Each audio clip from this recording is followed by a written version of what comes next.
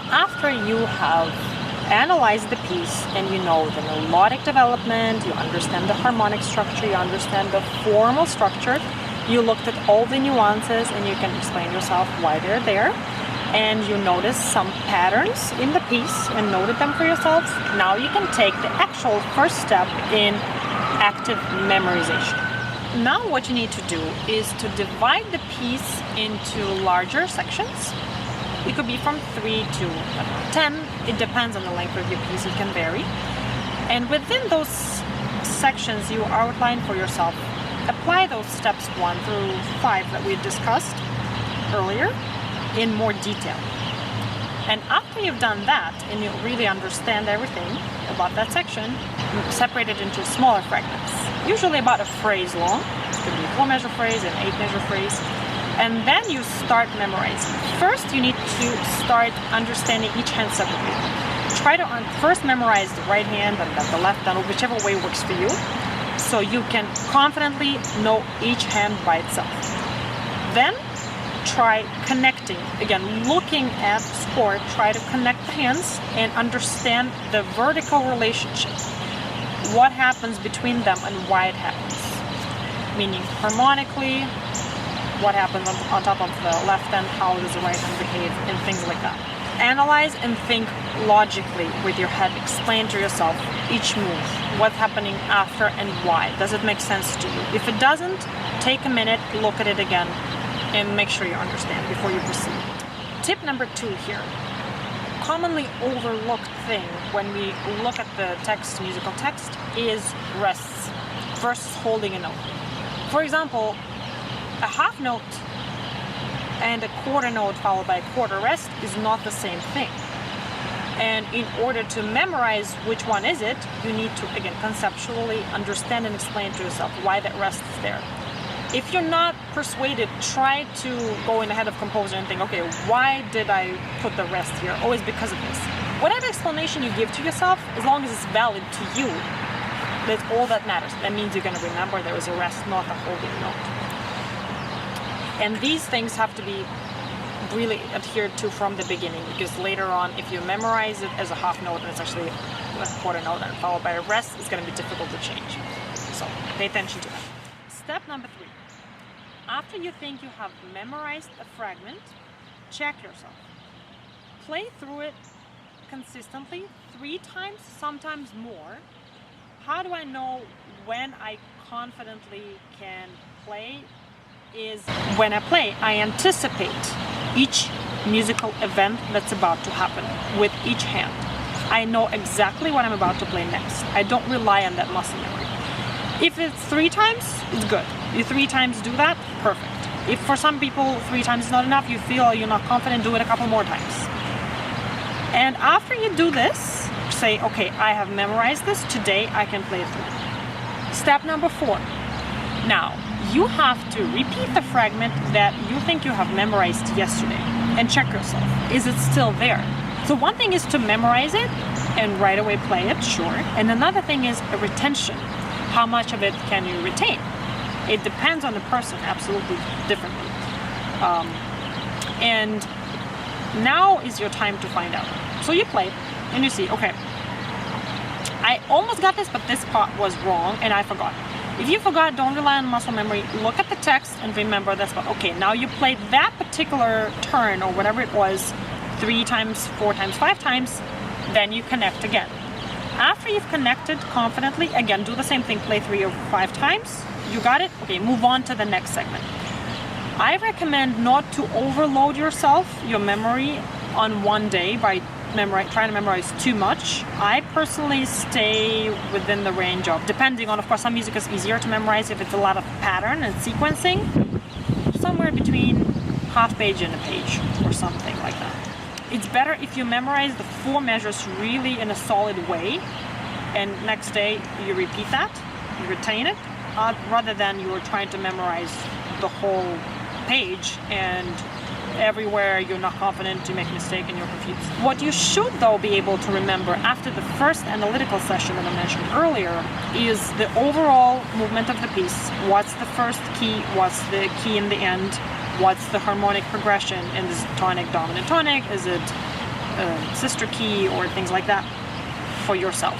And imagine the textural change, if there was a textural change in the middle, if there was a slower section and things like that. That overall arch you do have to remember. So, to elaborate on the point of harmonic progression, when you divide your piece into smaller sections, try to make sure you're following the harmonic progression very carefully at every point, and that you understand the logic. Usually the harmonic progressions in Western classical music are pretty straightforward. Usually they involve triadic movement or seventh chords, so try to see if you can identify what kind of triads or chords they are. And if sometimes you feel like the certain harmony or chord is odd sounding, first thing you can check is to check whether or not you are playing the right notes. If you are playing the right notes, perhaps the composer intended this to be a surprise or some kind of coloristic harmonic effect, and that will help you to remember it emotionally. You're gonna think, okay, this is a weird moment, but I know this is correct, and these moments are actually easier to memorize. Also look for tonic dominant relationships, which are very common. There are very few pieces of Western classical music where you do not go from tonic to dominant at some point and back. So these anchors will help you at least to understand that relationship. Do not memorize the accompaniment as a single line, note by note.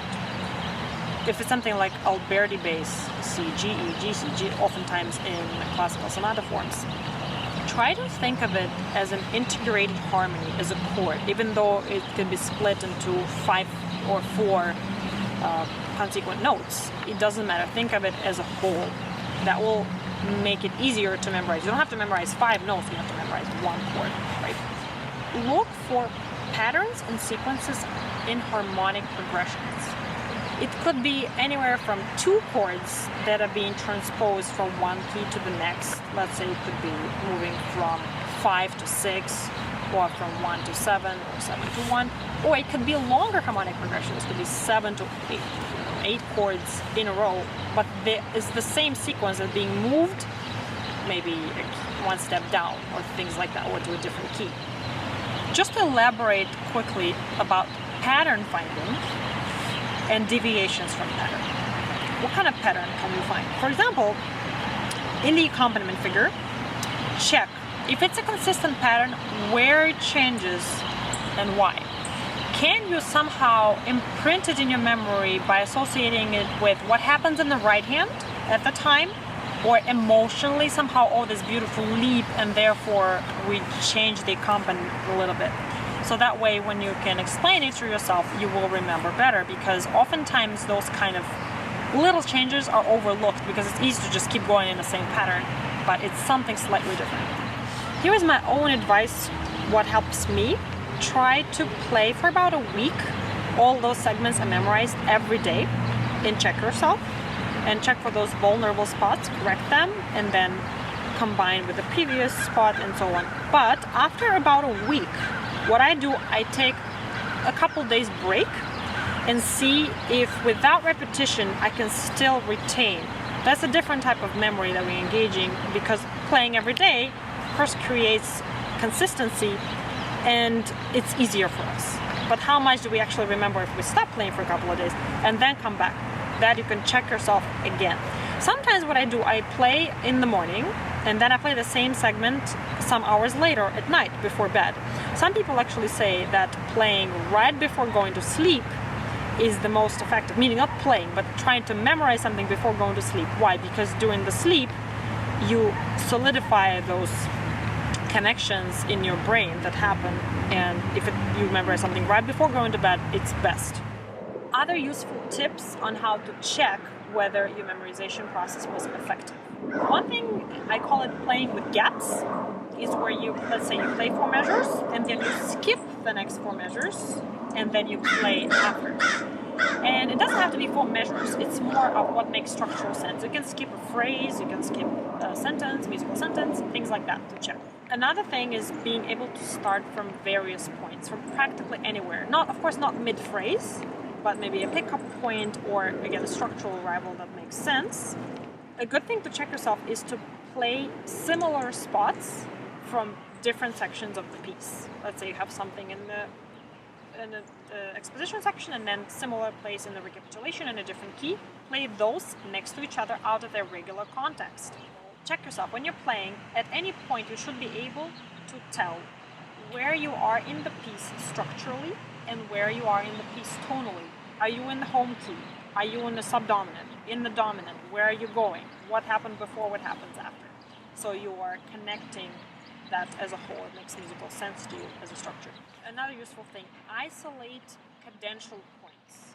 The arrivals to a new key or confirming the existing key, dominant tonic, kind of, or dominant 6. Things like that is also very important that you know this is what happens and which chords are being used. Is it dominant 7 rather than a triad, or is it a triad? And the last one is try to consciously catch yourself whether you are relying on your muscle memory to continue playing or you actually know with your brain what is coming next. Oftentimes what happens is, especially with the faster passages, our fingers are quicker than our heads. Therefore, you are not sure what to play, but your fingers seem to go quicker and they know. And you're, okay, well, I played it correctly. That means I'm memorized, right? So I don't have to come back to it. If you caught yourself, be honest with yourself, if you caught yourself doing that where you were not sure what to play but your fingers did it for you, go back, open the notes, and check what was it there. So you know how to do it using your head without relying on your fingers. How to actually prevent that from happening is to take a very slow tempo.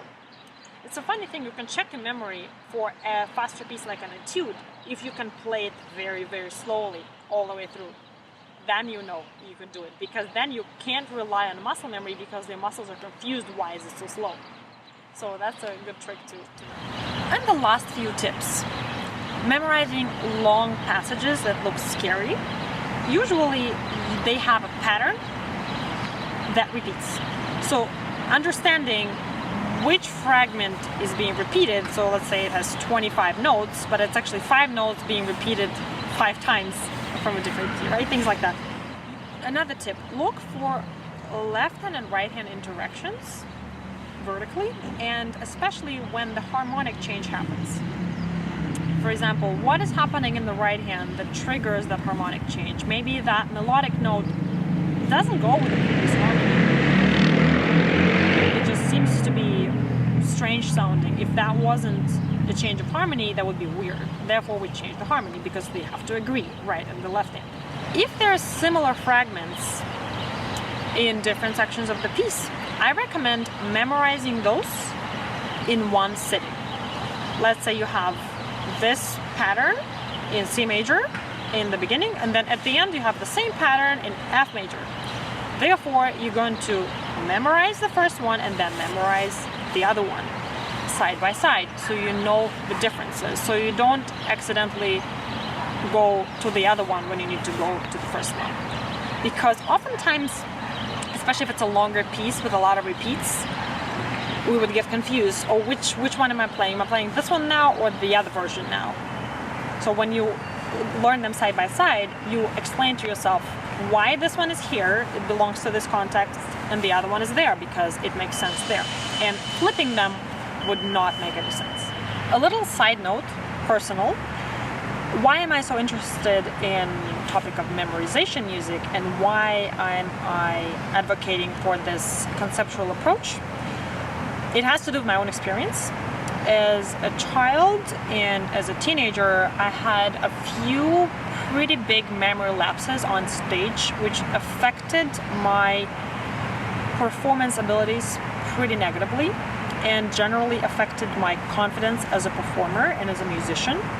I thought for some reason that I was unable to perform on stage, that had to do with nerves, that had to do with my talent and things like that. But actually now I understand that I just didn't take the right approach to memory, because now I memorize in such a way where you can wake me up in the middle of the night, ask me what is in this measure in the left hand, and I'll tell you. And that gives me so much joy and confidence to go there and to know I can play this piece backwards and forwards from any spot, and there is no way any kind of nerves or anything can confuse me, because even if something happens, I can still continue playing from the next phrase. Even if I need to skip a couple measures, I still know where I'm going. I know where I'm arriving. And this gives me so much ease when I go to perform. And I hope that the tips I'm going to give you are going to also bring you more confidence when you perform and create less stress for you, because they do work in my experience. And here's a change of scenery and a few more points which I thought of after recording the video, but they are worth mentioning because they are useful and important. The first one is a method that will help you engage 4 types of your memory: the verbal memory, the cognitive memory, the oral memory, and also the emotional memory. That is a method when you're singing the line while naming the notes. Why is that so useful? Because of this synthesis of all these memories that are being involved is quite strong, because when you're singing the melody, obviously you're hearing it as well, the melodic line.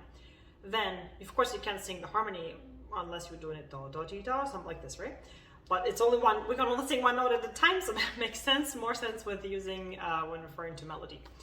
The second thing what you're doing is you're naming the note, which is very useful. Sometimes I use it when I, for some reason, can't remember which of the chordal tones is in the middle voice or is in the upper voice or in the lower voice. For some reason, it keeps escaping my memory, and I really have to say to myself, okay, this is the B flat or this is C.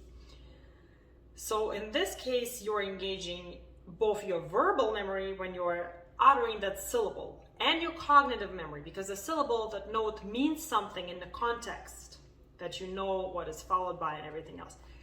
And of course your emotional memory. Why? Because you feel a particular emotion when you sing it, especially you are very, very involved with that. It's coming out of your body, out of your mouth. It's a very physical relationship with that melody. So that is a great tool to help yourself memorize spots that are proving to be a little more tricky. The second thing I wanted to mention is that you have to make sure that if it's a complicated piece that has more than 2 lines, you want to make sure you're following every line, even the middle lines, all the voices. First, try to play them separately. So make sure you understand where the line is going. And just make sure that you can play them also separately from each other or in different combinations, especially useful when playing some fugues or preludes by Johann Sebastian Bach. So the relationship between any 2 voices at a certain time, or 3 or more, is very important to understand. That will help you memorize that. Third point, your mind has to be fresh when you're memorizing. Find a good time when you know you are able to receive that amount of information you're putting into your head, be it related to music or anything else. You can't do it when you're super tired, because it's the same thing with practicing. I mentioned in my practice video, you can't expect yourself to be concentrating on memorization because it's quite intense for your mind to memorize music. It's difficult. So don't leave it to the moment when you're super tired, exhausted, and you're like, I just have to do this today. You know, if you were trying to memorize something on a certain timeline and you feel like today you're just not in any capacity to do that, better to leave it off for the next day and memorize a little bit more to be on track, rather than trying to do it that bad day, because you're going to get frustrated. It just occurred to me the other day, I was trying to memorize another page of Bach, and I was just so exhausted because of writing a paper. The night before was staying up till 4 a.m. And I said to myself, you know, Daria, this is not useful and effective right now. Just let it be, play using the score for now, and try to memorize that spot tomorrow, which worked quite fine for me. This fourth point has to do with how you can check how well you memorized. It's a tricky way, and my teacher from Russian Mussorgsky College taught me that method. At first I thought, oh, that's crazy, how am I supposed to do that? But it's actually quite fun. It's not always possible to 100%, but it's fun. So basically what you do is you play the left hand line with your right hand, and then play the right hand line with your left hand. Yeah, you can sit differently. You can like sit farther away or closer to the higher part of the keyboard and everything like that. You can change your place for sure, and you can use different fingering, obviously. But why is that useful? Because that eliminates your muscle memory. obviously your left hand doesn't know that part because left hand has its own part, and the muscle memory is only associated with that part, but not with the right hand part, and the other way around. See what I mean? So that's a very, very fun way to do it. And the last point here has to do with harmonic progression and trying to ingrain that into your memory. If you are able to use music notation and you're familiar with how to write music, try to see if you can go to take a piece of paper, go to your notebook, and see if you can write down in a very simple way that harmonic progression, and note to yourself, okay, this is this triad, it's going this number 1, going to number 4, then going to 5, and so on. These are Roman numerals standing for scale degrees in a key. So that is a great way to check yourself. And if you are unsure, take a best guess, or actually don't leave it blank. Take a best guess and then correct yourself using the score. That also helps a lot. And then this way, the places where you weren't sure, you will definitely be 100% confident the next time you do it, because this part you're going to remember. That's it for now on the topic of memorizing music. I'm sure there will be more interesting and fresh points that will come to my mind in the near future, and I'm sure you will have some questions as well, or your own suggestions, and I will make another video on this topic. But for now, this should be enough to get you going. Thank you for watching, and stay tuned for more videos. Bye.